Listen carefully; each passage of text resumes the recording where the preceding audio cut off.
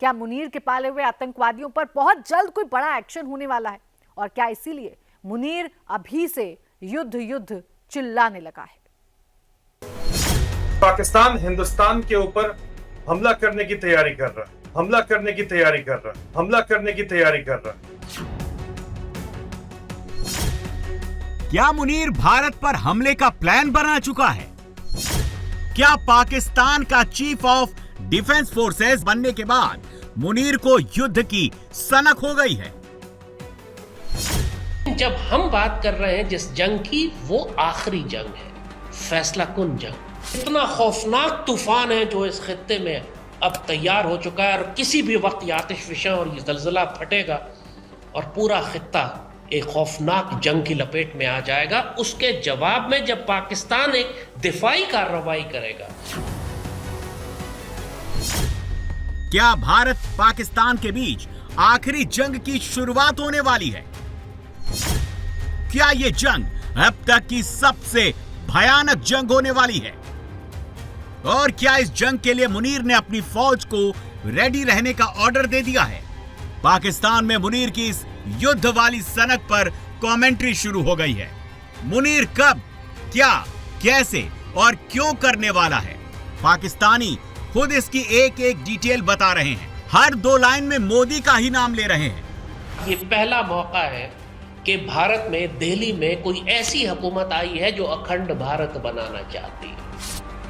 इस वक्त आरएसएस और नरेंद्र मोदी की हुकूमत है भारत में, तो एक इंट्रिंसिक खौफ है इन हिंदुओं के दिमाग में कि पाकिस्तान की जानिब से वो फौजें आएंगी जो दोबारा आके दिल्ली पर कब्जा कर लेंगी। इनको तबाह बर्बाद कर दिया जाएगा, जैसे सारा शिकार एक शिकारगाह में जमा हो जाए या सारी मछलियां एक छोटे से तालाब में जमा हो जाएं तो उनका शिकार आसान हो जाता है। पाकिस्तानी जो कुछ भी कह रहे हैं उसकी टाइमिंग नोट करने वाली है।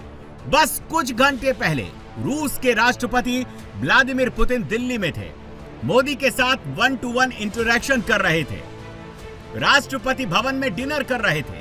लेकिन पुतिन ने जैसे ही हिंदुस्तान से विदाई ली, पुतिन जैसे ही अपने विमान में बैठकर निकले, पाकिस्तान में खबरें आने लगी कि मुनीर भारत पर अटैक की प्लानिंग और प्लॉटिंग करने लगा है।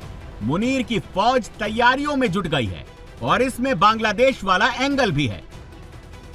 आसिम मुनीर के हालात ये हुए हैं कि वो इतना ज्यादा, उसका टोटल फोकस आसिम मुनीर का है कि मैं हिंदुस्तान से अगली जंग करूं, इंडिया के साथ अगली जंग करूं और उसमें बांग्लादेश को शामिल करूं। जी, आप अंदाजा करो यार, ये बंदा वाकई इज लॉस्ट इट। और ये बकायदा प्लान किया जा रहा है कि जी इंडिया के साथ अगली जो जंग है उसमें हम बांग्लादेश को साथ शामिल करके 2 फ्रंट वॉर करेंगे। और इसीलिए पाकिस्तानी आर्मी के जनरल्स, पाकिस्तानी नेवी के एडमिरल्स, पाकिस्तान एयरफोर्स के एयर मार्शल्स ढाका इसी मकसद के लिए आजकल जा रहे हैं। पाकिस्तान के फॉर्मर मेजर आदिल रजा ने जो खुलासे किए हैं वो सच है। ये तस्वीर कुछ दिन पहले की है, जब ढाका में Pakistani navy chief admiral Naveed Ashraf ने बांग्लादेश के चीफ ऑफ आर्मी स्टाफ से मुलाकात की थी। और इसके बस कुछ ही दिनों के बाद रियर एडमिरल मोहम्मद मोइनुल हसन की लीडरशिप में बांग्लादेश की नेवी के एक डेलीगेशन ने इस्लामाबाद का दौरा किया था और वहां पाकिस्तानी नेवी चीफ से मुलाकात की थी। यानी पाकिस्तान का सनकी मुल्ला मुनीर कोई ना कोई प्लान तो बना रहा है। ऑपरेशन सिंदूर में हिंदुस्तान के हाथों मुंह की खाने के बाद मुनीर ने खुद अपनी पीठ थपथपाते हुए खुद को ही पाकिस्तान का फील्ड मार्शल बना दिया और अब वो पाकिस्तान का खलीफा बन गया है, पाकिस्तान का चीफ ऑफ डिफेंस फोर्सेस बन गया है और भारत पर हमले का ख्वाब देख रहा है। लेकिन खुद पाकिस्तानी ही मुनीर को जी भर भर के गालियां दे रहे हैं, कह रहे हैं कि ये मुनीर फिर मरवाएगा, पूरी दुनिया में फिर बेइज्जती करवाएगा। क्या जर्नैल अपनी हिमाकतों से एक दफा फिर पाकिस्तान को नुकसान पहुंचाएंगे? अगर नहीं समझाओगे तो उसके नताइज बहुत खराब होंगे। ये सब क्या बातें हैं? ये किस तरफ का इशारा कर रही हैं? ये मेरे आपके सबके सोचने और ये वक्त है इस पे कुछ कर गुजरने का, पाकिस्तान के हक में कुछ कर गुजरने का वक्त है। देखिए साहब, सियासत में इख्तिलाफात होते हैं, लेकिन जो जबर और जुल्म ये कर रहे हैं और जो जबान ये इस्तेमाल कर रहे हैं जर्नैल, इस तरह चीजें टूटती हैं, बनती नहीं हैं। इस तरह चीजें टूटती हैं, बनती नहीं हैं।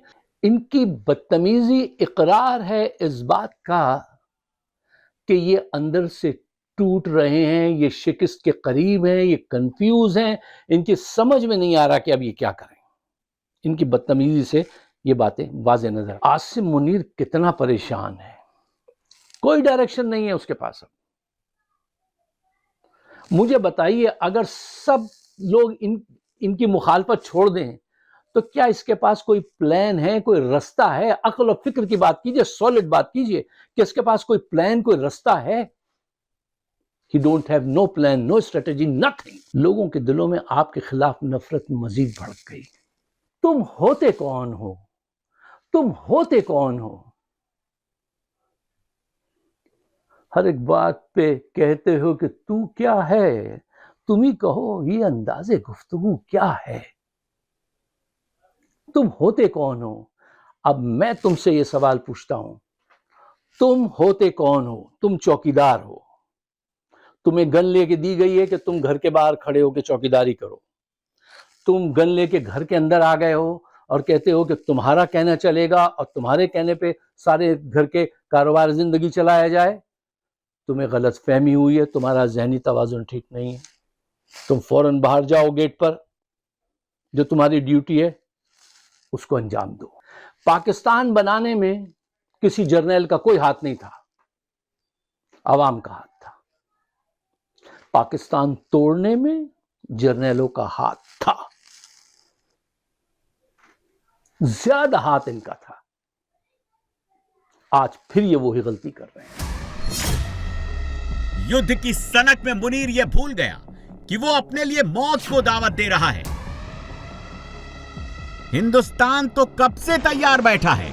ऑपरेशन सिंदूर पार्ट 2 किसी भी वक्त शुरू हो सकता है और भारत की तैयारी का अंदाजा आप इस बात से लगा लीजिए कि 10 और 11 सितंबर को भारत एक बहुत बड़ा धमाका करने जा रहा है। हिंदुस्तान ने कराची से सिर्फ 370 किलोमीटर दूर अरेबियन सी में एक नोटिस टू एयरमैन जारी किया गया है। 10 और 11 दिसंबर को इंडियन एयरफोर्स अरब सागर में वॉर एक्सरसाइज करने जा रही है।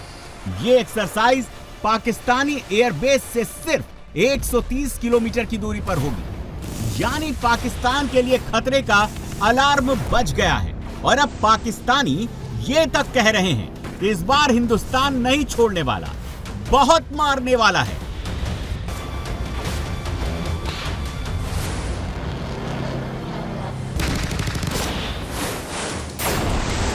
ऐसे ही ऑलरेडी भारत की जानब से इनके, चाहे वह फिर आप इनके एयर जो चीफ हैं इनके बयानात उठा लें या इनके आर्मी चीफ के बयानात उठा लें, इसके अलावा इनके कई जो जनरल्स हैं वो भी ऐसी बुलंदोबांग हुए नजर आती हैं। लेकिन इस तमाम सूरत हाल के अंदर जी अब भारत की जानब से लाइन ऑफ कंट्रोल और पाकिस्तान को लेकर एक नया ड्रामा जो है वो रचाने की तैयारियां मुकम्मल की जा चुकी हैं और अब की बात भारत किसी नए फॉल्स फ्लैग ऑपरेशन की तैयारियों में बिल्कुल इस वक्त जो है वो तैयार होकर खड़ा हुआ है और इस दफ़ा भारत जो है वो कुछ नया करने वाला है। जो इस वक्त भारतीय अफवाह या बीजेपी सरकार की जो ऑपरेशन सिंदूर 2.0 के हवाले से बड़के या ऐसे मुख्तलिफ किस्म के जो बयानात सामने आते हैं, ये बेसिकली उसको एक अपनी जो राह है वो हमवार करने के लिए ऐसी सूरत हाल जो है वो भारतीय अफवाज है इनकी जानब से क्रिएट की जा रही है। On the other hand Pakistan की बात करें तो पाकिस्तानी सिक्योरिटी फोर्सेज जो हैं वो बिल्कुल अल्हम्दुलिल्लाह लाइन ऑफ कंट्रोल, इसके अलावा भारत के साथ जितनी भी हमारी सरहद है वहां पर तैनात है।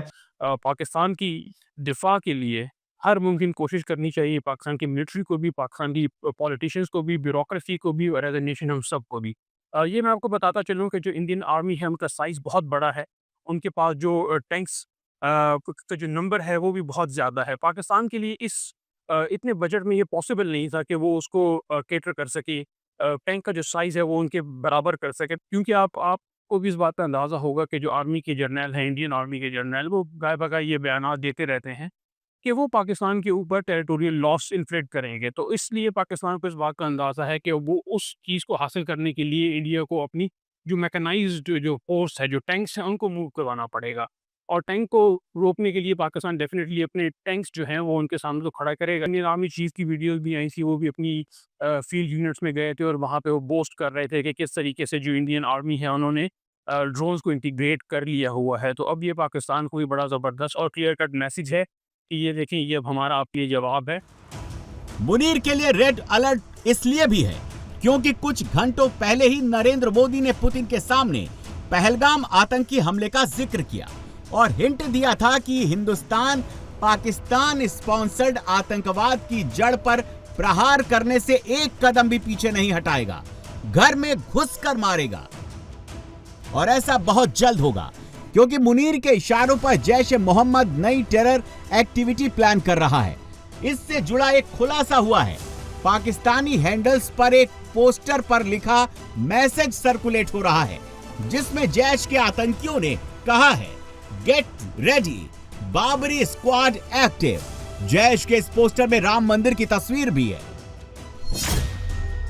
इसके अलावा जैश की महिला आतंकी विंग पर भी बड़ा खुलासा हुआ है। रिपोर्ट्स के मुताबिक जैश की वुमेन विंग यानी जमात उल मुमिनात में अब तक 5000 जिहादी महिलाओं की भर्ती हो चुकी है। इस वक्त इन सभी महिला आतंकियों का ब्रेन वॉश करके इन्हें फिदाइन ट्रेनिंग दी जा रही है। मसूद अजहर ने खुद एक पोस्ट शेयर की और कहा, पीओके के हर जिले में जमातुल मुमिनात का ऑफिस होगा। यहाँ भर्ती से लेकर आतंकी हमलों की ट्रेनिंग दी जाएगी। और ये कोई संयोग नहीं कि उधर जैश का ये पोस्टर आया और पाकिस्तान में लश्कर के आतंकियों का जिहाद वाला वीडियो भी आ गया। ये सब एक दूसरे से कनेक्टेड हैं और सब के तार सीधे सीधे आसिम मुनीर से जुड़े हुए हैं। आज मोदी फटके मारता है, आज मोदी बकवास करता है, आज पाकिस्तान को मिटाने की धमकियां देता है। हम उसको पैगाम देते हैं इस कॉन्फ्रेंस के जरिए, और मोदी सुन ले, इस मुल्क के पाकिस्तान से बड़े बड़े शहदा उठे हैं, रब के शेर उठे हैं। तेरी इस मंचरिया से, इस मंचरिया बस्ती से, इस गांव से अल्लाह की कसम 3 शहीद उठे। हमारा भाई बैठा है, इसका भाई सिराज जो वादी कश्मीर में गया, जिसने गजवा हिंद लड़ा, अपना खून जो है वहां पे पेश कर दिया। ये मुल्क कायम है, ये मुल्क बाकी है। जितनी इस पाकिस्तान के खिलाफ साजिशें हैं, आज 10,500 शहदा ने मैदानों में उतर के इस हिंदू बनिए के खिलाफ लड़ाई की। आज मोदी चीखता है, आज मोदी तिलमिलाता है, आज तिलमिलाता है, आज इसको तकलीफ होती है, आज बड़े बकवास करता है, सारी दुनिया को साथ मिलाता है। पाकिस्तान को मिटा दो, पाकिस्तान को खत्म कर दो, कोई मस्जिद नजर ना आए, कोई मदरसा नजर ना आए। मोदी के सारे अजान में अगर उसको कोई रुकावट नजर आती है, हाफिज मोहम्मद शहीद नजर आता है, ये मुजाहिद नजर आते हैं, ये गाजी नजर आते हैं, ये शहदा के खानदान नजर आते हैं। हम ये पैगाम देते हैं, इंशाअल्लाह हम मरते दम तक जिहाद को जारी रखेंगे, अपनी जानों को लुटा देंगे, गर्दनों को कटा देंगे, खून को बहा देंगे, अपना तन मन पेश करके इस दुनिया से कुफर को मिटा के सारी दुनिया में इंशाअल्लाह इस्लाम को गालिब करके नबी की अजमत का परचम लहरा के छोड़ेंगे इंशाअल्लाह। सारे इसके लिए तैयार इंशाअल्लाह, और सारे तैयार इंशाअल्लाह। गलबा इस्लाम के लिए जान देनी पड़े तो दोगे इंशाअल्लाह। इस हिंदुस्तान से आकर हमने टकराना, और मुसलमानों हिंदुस्तान से टकराना पड़ेगा। हमने बड़े बड़े हुक्मरान देखे जो बड़ी यारियां पालते थे, बड़ी हिंदू से दोस्तियां लगाते थे, दिल्ली लाहौर को करीब करना चाहते थे। अल्लाह की कसम आज उनको मुंह की खानी पड़ी है कि मोहन भगवत जो आरएसएस का सरबराह है, जिसकी सरबराही में आज दहशतगर्दी सारे हिंदुस्तान में फैल रही है, और ये बीजेपी और ये आरएसएस और ये बजरंग दल और ये शिवसेना, ये हिंदुओं की तंजीमें, ये हिंदुओं की जमातें, जिनके ये अज़ाइम हैं, जो ये कहते हैं, जिनका ये एजेंडा है कि हमारा बड़ा अबू जहल था, तो वो दौर गुजर चुके। पाकिस्तान की फौज आलम इस्लाम की फौज है, पाकिस्तान की आर्मी आलम इस्लाम की आर्मी है और हम ये पैगाम देते हैं, तुम मुकाबला करना चाहते हो मुजाहिदीन को, हाफिज मोहम्मद सईद को, हाफिज आसिम मुनीर का, पाकिस्तान की आर्मी का, इंशाअल्लाह मेरा रब अनकरीब ये वक्त लाएगा, क्योंकि मेरा नबी कह के गया है कि काफिले बढ़ेंगे, गज़वा हिंद बर्पा होगा, मुजाहिद आगे जाएंगे, हिंदुस्तान के राजों को, बड़े बड़े जगीरदारों को, बड़े बड़े हुक्मरानों को बेड़ियों में जकड़ के लाएंगे, मूर्ति हम तुझ तक आएंगे, तेरी दहली को फैलाएंगे, मूर्ति तेरे सर को फाड़ेंगे, हम तेरे खून को निचोड़ेंगे, हम तुझे जहन्नम का ईंधन बना के छोड़ेंगे, तेरी दहली को ढाएंगे, तेरे आगरा पे आएंगे, तेरे कलकत्ता को मिटाएंगे और तेरे सारे हिंदुस्तान पे कब्जा करके हम रब का कुरान और अपने पैगंबर हजरत मोहम्मद की अजमत के परचम लहरा के छोड़ेंगे इंशाअल्लाह। लश्कर और जैश के आतंकी खुल्लम खुल्ला हिंदुस्तान के खिलाफ जिहाद की कॉल दे रहे हैं। भारत में आतंकी हमला कराने के लिए आत्मघाती हमलावर भेजने की बात कर रहे हैं और वो ये सब कुछ पाकिस्तान के नए नवेले chief of defence forces Asim Munir के इशारे पर कर रहे हैं। मुनीर पूरे पाकिस्तान को यह चूरन बेच रहा है कि अगर भारत से युद्ध हुआ तो पाकिस्तान उसमें जीत जाएगा, लेकिन खुद पाकिस्तानी ही मुनीर के मुंगेरी लाल वाले हसीन सपने से इत्तेफाक नहीं रखते।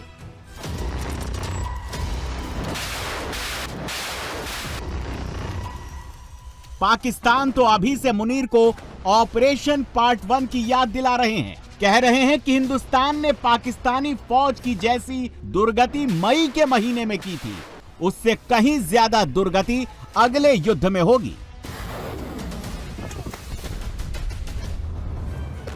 बहुत गौर से सुनिएगा, पाकिस्तानी खुद मुनीर को कैसे एक्सपोज कर रहे हैं, पाकिस्तानी फौज की पोल कैसे खोल रहे हैं। तो माथे पे पसीना था, टांगे कांप रही थी, और ये तो इनकी टांगे कांप रही थी। तुम्हारी औकात भी तुम्हें बता देता हूं। भारत ने हमला किया, एयरफोर्स ने जवाब दिया, हमारी बड़ी फौज ने कोई जवाब नहीं दिया। ठीक है, एयरफोर्स ने उनके जहाज गिराए, 4 हैं 6 हैं डजंट मैटर, लेकिन एयरफोर्स ने जवाब दिया। उसके बाद हमारी अगले दिन ठुकाई हुई, उससे अगले दिन ठुकाई हुई, फिर ठुकाई हुई, फिर ठुकाई हुई, यहां तक कि जब ट्रंप बीच में कूदा, ट्रंप ने जंगबंदी की बात कर दी, तो आपने इजाजत मिलने के बाद आर्टिलरी के चंद गोले वहां फेंके। उनका पायलट पकड़ने की खबर झूठ, उनका मिसाइलों का जखीरा तबाह करने की खबर झूठ, उनकी एयर बेसें मुकम्मल तबाह करने की खबर झूठ, हमारे जहाज श्रीनगर में जाके फजाइया में उड़ रहे थे, सब झूठ। ये झूठ फैलाया गया और सिंतास मुआहदा आज तक मुअत्तल। बर्री फौज ने इस जंग में जो हुई है टके का काम नहीं किया। साबित करो कि किया। मैं कहता हूं बर्री अफवाज ने इस जंग में टके का काम नहीं किया। एयरफोर्स ने अलबत्ता दिफा अच्छा किया, वो ना दिफा करते तो पाकिस्तान को आपने लगवा दिया था। आप पर होता दिफा ISPR साहब, अगर एयरफोर्स ना होती तो आपने लगवा दिए थे पाकिस्तान के। अभी यहां मोदी लाहौर में चाय पी रहा होता अगर एयरफोर्स ना होती।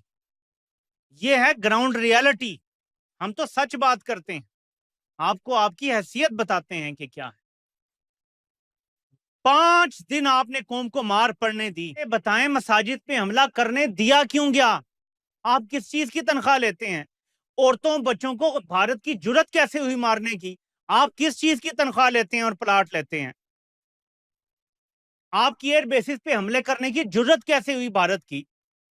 आपके लल्ले तलल्ले कौम क्यों बर्दाश्त करती है? ये आपके भाषण क्यों बर्दाश्त करती है? जुर्रत क्यों हो भारत की हमला करने की? और हमला कामयाब कैसे हो जाए? हमारी बेसिस पे कैसे लगे उनके मिसाइल? हमारे औरतें बच्चे कैसे मारे गए? ये सवाल हैं असल करने वाले। फिर आपकी टांगे कांप गई आके, ओहो वो तो मोदी ने ना मिसाइल लगा दिए, ऐसे कांप रहे हैं, ऐसे मिसाइल लगा दिए, वो मार देंगे, वो 6 मिसाइल मार देंगे, ऐसे थी आपकी हालत। आप ऐसे कांप रहे थे तब, ये हालात थे आपके। आप तो दे बैठे थे, सब कुछ दे दिला बैठे थे, और अभी भी आप कश्मीर की बात तक नहीं करते। तो हकायक बड़े तल्ख हैं, कौम सब जानती है, सब देख रही है। पाकिस्तान को आपने मकबूजा कश्मीर से वर्स बना दिया है। अब मकबूजा कश्मीर के लोग सोचते हैं कि यार हम यहाँ पे स्ट्रगल कर रहे हैं, लेकिन अगर हमारी आज़ादी ये होगी कि इस मुल्क में हम जाएंगे पाकिस्तान में, तो फिर हमारी जिंदगी में फर्क क्या आएगा। अब वो ये सोच रहे हैं। आपने ये बना दिया है पाकिस्तान को कि अगर ये जिस रास्ते पर चल पड़े हैं, पाकिस्तान का बचना एक मोजज़ा होगा। जिस रास्ते पर ये चल पड़े हैं, ये रास्ता महज तबाही का रास्ता है। जब तक पूरी कौम इस बात पे यकसू नहीं होगी कि ये पाक फौज नहीं है, ये ईस्ट इंडिया कंपनी है। हाँ, हमने इसको कन्वर्ट करना है इनटू पाक फौज। हमने रिफॉर्म्स करने हैं। खुदारा इस पॉइंट को समझें। ये मैं टेप रिकॉर्डर की तरह खराब हुए हुए बार बार नहीं रिपीट पे चलता रहता। This is the fundamental issue. जब तक पूरी कौम इस पॉइंट पे यकसू नहीं होगी कि ये ईस्ट इंडिया कंपनी है जो काबिज गिरोह है पाकिस्तान पे, ये हम पाकिस्तानियों पे कब्जा किए हुए हैं, और ये कब्जा खत्म करवाए बगैर पाकिस्तान का कोई मुस्तकबिल नहीं है। मुनीर अब धीरे धीरे अपने ही बिछाए जाल में फंसता जा रहा है। वो भले ही पाकिस्तान में सुप्रीम बन गया हो, सबसे ताकतवर बन गया हो, हिंदुस्तान पर हमला करने के सपने देख रहा हो, लेकिन अब तो खुद पाकिस्तानियों को भी मुनीर पर यकीन नहीं है। पाकिस्तान में हुए एक सर्वे में पता चला कि वहां के 82% लोगों को लगता है कि इस वक्त पाकिस्तान की हालत पहले से कहीं ज्यादा खराब है, और पाकिस्तान की फौज पर से लोगों का भरोसा पूरी तरह से उठ चुका है। अब तो पाकिस्तानी ही पाकिस्तान के chief of defence forces Asim Munir को हिदायत दे रहे हैं कि हिंदुस्तान से पंगा मत लेना, मोदी को मत छेड़ो, नहीं तो मोदी छोड़ेगा नहीं।